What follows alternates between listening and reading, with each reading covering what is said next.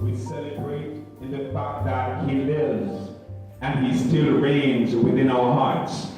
Had it not been for who Jesus is, none of us would be in this room tonight.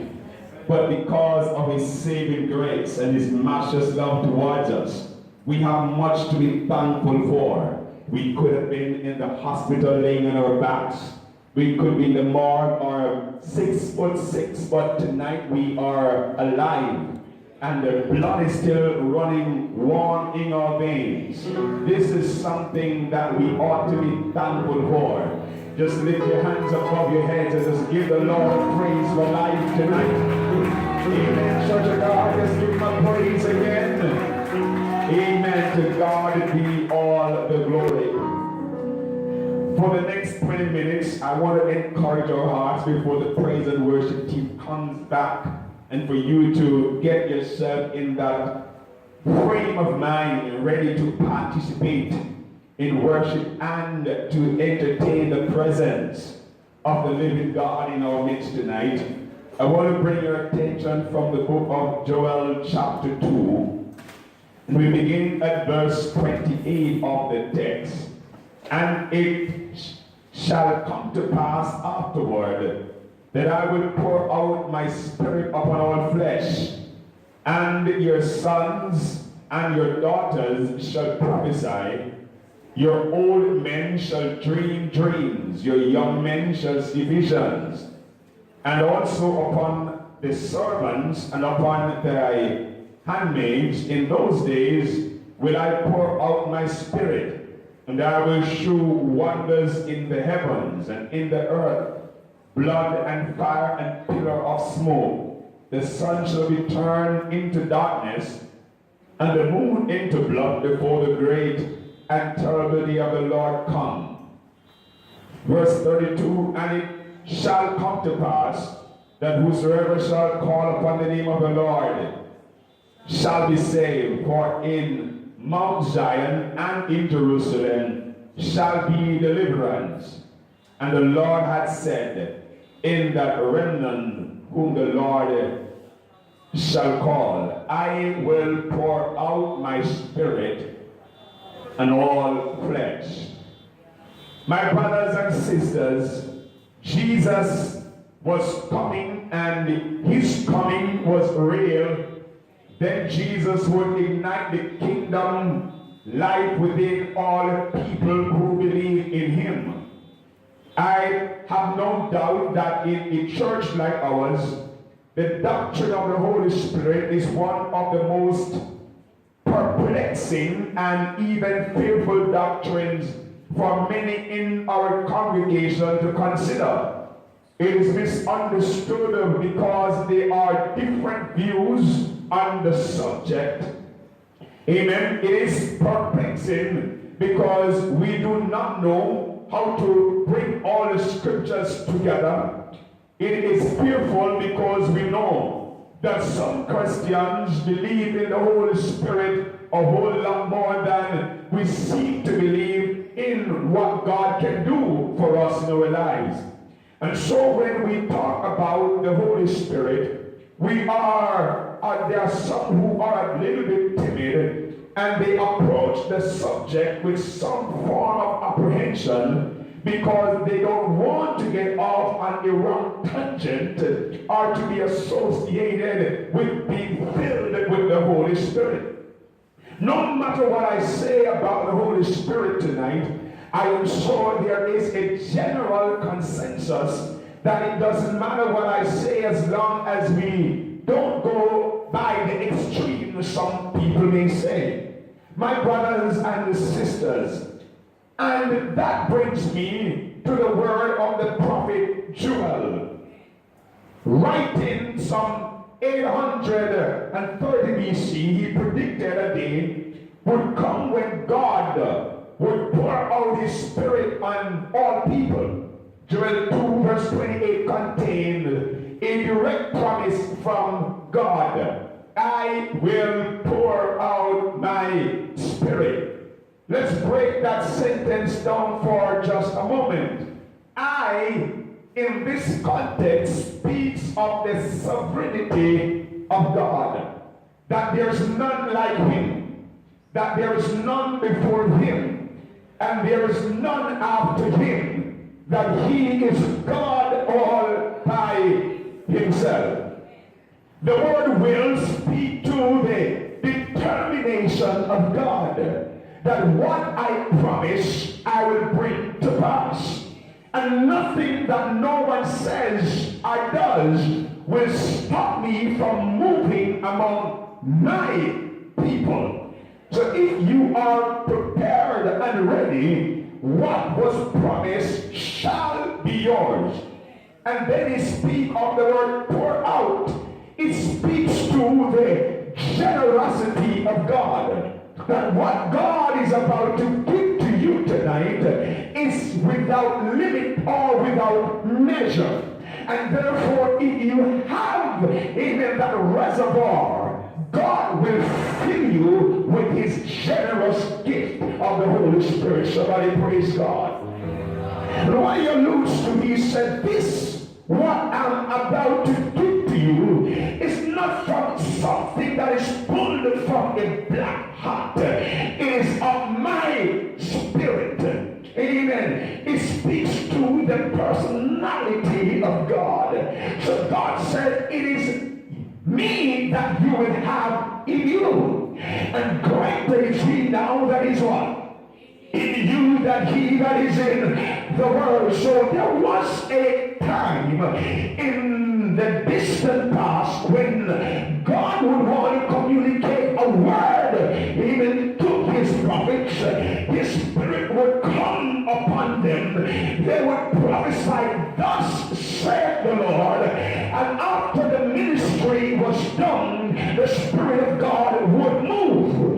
But now God said, I'm going to give you something that is not only going to rest upon you for a period of time, but I'm going to give you something that will be with you all the time. I'm going to give you of my spirit. So wherever you go, there I will be with you. And whenever you call upon me, I will always be present with you. And I will do miracles in your presence because I am sovereign, because I am generous, because I am God. I cannot be duplicated. What I promise you is yours. Somebody give him a praise and glory in the house of God tonight. Hallelujah. There is one other great statement in the Bible. This is how God ignites the kingdom life of his people. He said he would pour out his spirit on them, and they are never the same again. When God promises to pour out the spirit, this is more than a trickle. It means that God plans to release the floodgates of heaven into the human heart. No man can do this on his own. I can preach for hours, but I cannot pour out God's spirit upon you. This is not the result of church membership or any organization aspect of our local church. This is God doing what only God can do. I think, amen, that's part of what we must understand, that when you come into the house of God, you are not coming to a pastor, you are not coming to a group of people. While we come to worship God, we are coming to God. And when your heart is open and ready for God, God said, I will put myself in you. Amen, church of God, you shall do great things, because what? I am with you. He said, lo, I am with you what?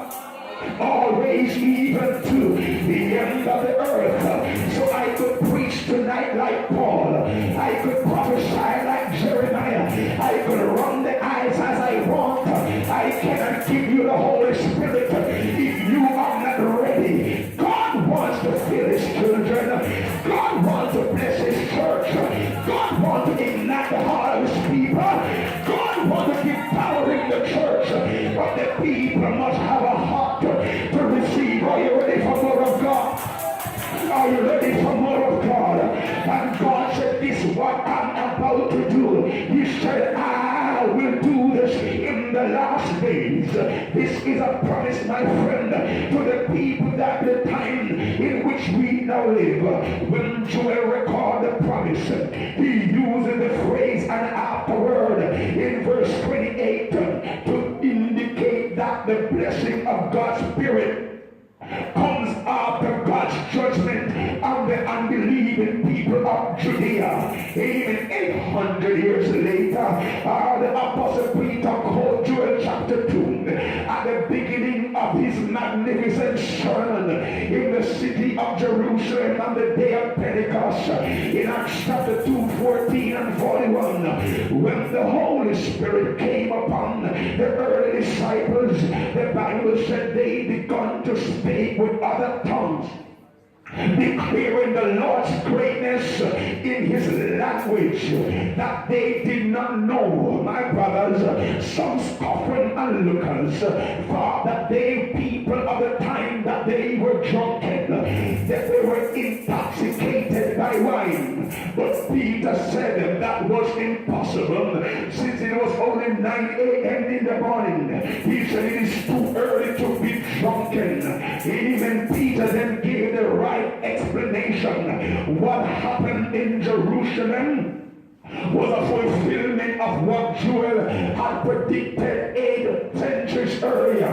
This is what was spoken by the prophet Joel. In Acts 2:16, the King James is even plainer.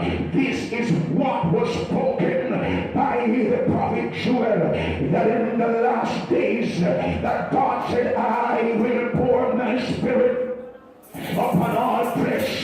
So what happened in Pentecost was something that was predicted 800 years ago. But there was a new audience. They thought that what they saw, even that the people were drunken, but under the influence of the Holy Spirit, Peter get up and said, hey sir, you are sorely mistaken. We are not drunken. He said, bar doesn't open at 9 o'clock. It is against the law. What you're seeing here is an outpouring of the Holy Spirit. We are not intoxicated by wine, but we are intoxicated by the Holy Ghost. What the Church of God needs today in the 21st century is not more teaching, it's not more preaching, not more prophesying. What the Church of God needs is more power in the Holy Ghost. When the Holy Ghost hits the church, it will allow you to walk right. When the Holy Ghost comes, it will make us speak differently. When the Holy Ghost comes, we will make it appear differently, because you are different. Behold, said the word of God, if any man be in Christ, he is a new creature. All things are passed away, and behold, all things become new. What we have in the 21st century church, excuse me, but we have more spectators than worshipers. People just come to church to look on and just to participate. I don't want you to be a spectator. I want you to be one of the worshipers. What happened in the upper room was not people who were sitting down. What happened in the upper room was people with expectancy. What happened in the upper room was people who begin to worship God. Can somebody hear me preach his word? Somebody praise God here. Somebody praise him in the house. When the church begins to worship together, when the people of God comes together, when they begin to clap their hands, when they begin to stamp their feet, when they begin to call on the name of the Lord, then you will hear a sound, then you will hear a shaking, then you will see a moving, then people will begin to prophesy, people will begin to speak as the Spirit gives them utterance. I want to see more people in the 21st century church receive another portion of the Holy Ghost. See you, God must get up and wonder what is going on in the church. They must see something up is, they must be curious about what is going on. But when they come on the scene, they will see this only an operation of the Holy Ghost. They will see people clapping their hands. They will see people worshiping God. They will see some dribbling tears. They will wonder what is going on. Tell them, it is the Holy Ghost. It makes you laugh. It makes you cry. It sets my sinful soul on fire. When God did his love in my heart, there's sometimes I couldn't tell it. I couldn't tell it to a living soul. Ah, you must never be the same again. When the Holy Ghost comes upon you, it makes you walk differently. It makes you sit properly. It makes you act differently. Why? Because the Holy Ghost transforms me. Tell somebody, I need the Holy Ghost. I need another touch from him. I need another double portion. Just feel the Holy Ghost. Just empower the Holy Ghost. I need him. I can't live without him. Look on the church sitting down, looking like you are nice. You need to worship him. For God is a spirit. And they that worship him, they that worship him, they that worship him, they that worship him must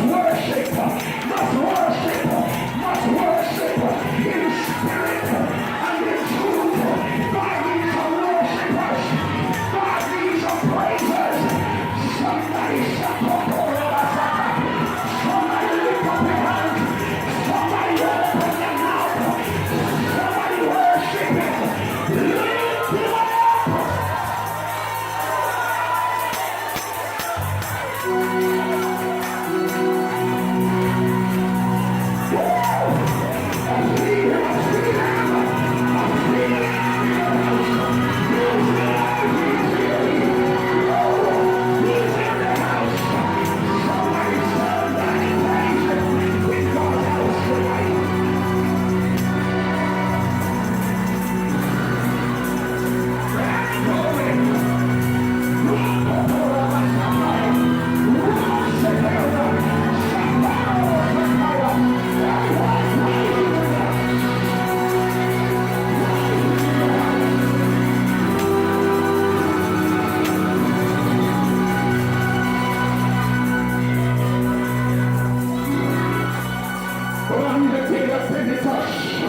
The Bible says God begins to pour out his spirit and all people, just as he said he would. When Peter quotes Joel, he changes one part of the quotation where Joel said afterwards. Everybody say afterwards. Peter said in the last days, and the New Testament, the last days, refer to the entire period of time, starting with Pentecost and ending with the second coming of Christ in the earth. Therefore, Pentecost inaugurates the last day. Do you hear what I say? Pentecost inaugurates the last days. It makes the start of the final chapter of the human history. It doesn't matter, even that the last days have already lasted for 2,000 years. God doesn't count time in the way we do.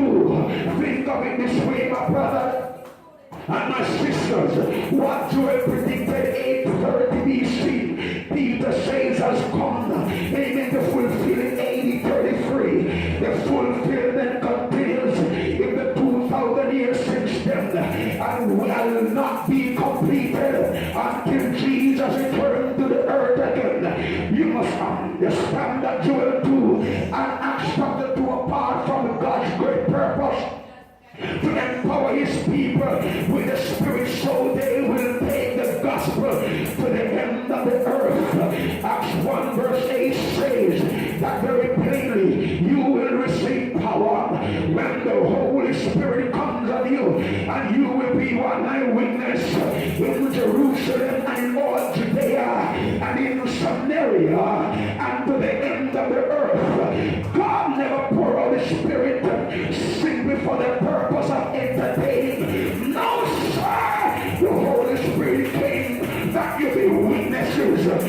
Somebody praise God. There were some children who were intimidated. They had to run and hide after the ascension of Jesus. But Jesus already promised them, if I go, I will pray the Father to send you another comforter, and he will be my witnesses in Judea and in Samaria and to the utmost part of the earth. I stand to tell you tonight that when the Spirit comes upon you, it takes away intimidation and it gives you boldness, boldness to speak, thus saith the Lord, boldness to testify about who Jesus Christ is. Can I tell you, I've never seen a man or a woman who received the power of God and they remain the same. No, sir. When the Lord touches everything about the kid, when the power of God hits you, everything about you change. Can I preach to the church just for a little bit longer? When you get the Holy Ghost, it makes you be mannerably. It makes you be studious in your walking. Hello, church of God, why? Because the Holy Ghost inside of you is now your teacher. So when I stand up to proclaim God, I stand up with boldness that Jesus Christ is who you say is. I don't watch the remnant in academia who say the Holy Spirit in time of seas in the 1st century BC. I want to tell you tonight, anybody who talks that the Holy Spirit is absent from the church is because they are as dry as a coconut. Amen, church of God. Anybody who don't know what fire is because you've never attempted to cook. You've never been burnt. But anybody know what fireside is all about? Can tell somebody, guess what? I know what it is because I've been burned. Anybody who has not received the Holy Ghost, you can't talk about it. You've got to experience it. You've got to familiarize yourself with him. And that is what the strong man said, I've got him. I've got him. Something about the Holy Ghost. I can't explain it, but I got him. I remember 1994. I remember where I was. I was in a little boat church in New Hope in Westmoreland. I remember the song that we used to sing. I'm going to touch my finger on the golden pen. The church become too sophisticated. These days we don't sing those old songs anymore. But I remember when Reverend goes to pronounce the benediction. I remember my attire. I was in my mother's corduroy crepe. I was in my diamond socks. I was in my green pants, my white shirt, and my burgundy tie with my red hymnal and my red Bible. I will never forget that Sunday. But just after I came off the hill, rejoicing on my way home, I heard a sound in my right ears. I put my Bible and my hymn book in my left hand, and I stuck my index finger to block out the sound. It was amplified in my left ears. At that point in time, I dropped my hymnal and I began to worship God. I felt something over me I've never felt before. I felt my stomach start to move. My jawbone comes tight. My tongue begins to move. I begin to speak a language that I've never spoken before. I heard people drawing breath and said this young man must be losing his mind. I heard them, but I could not pay attention to them because something else has taken over. It was the Holy Ghost. When you experience it, you can't talk about it. When you're experiencing it, you can't testify about it. When you got the Holy Ghost, my friend, you won't be afraid. Tell neighbor tonight, it's my night. Tell somebody, neighbor, I did not leave my home to come to church to look cute.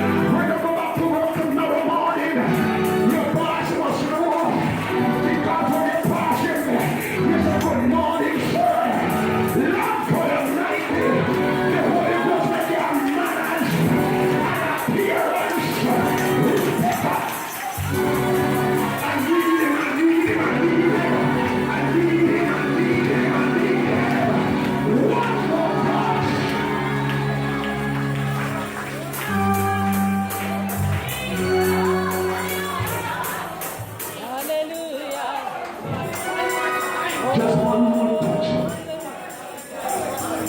I'm giving you 5 seconds to confess whatever faults you have, to begin the process of repentance and cleansing. Because guess what? You cannot pour wine into a dirty wineskin. God cannot pour of himself into a house that is immoral. Hello, somebody. God wants to pour of himself. Oh, I feel the Holy Spirit in the room. God wants to pour himself in a vessel that is ready for service. Are you ready, church? Are you ready, people of God? Can the church stand to their feet?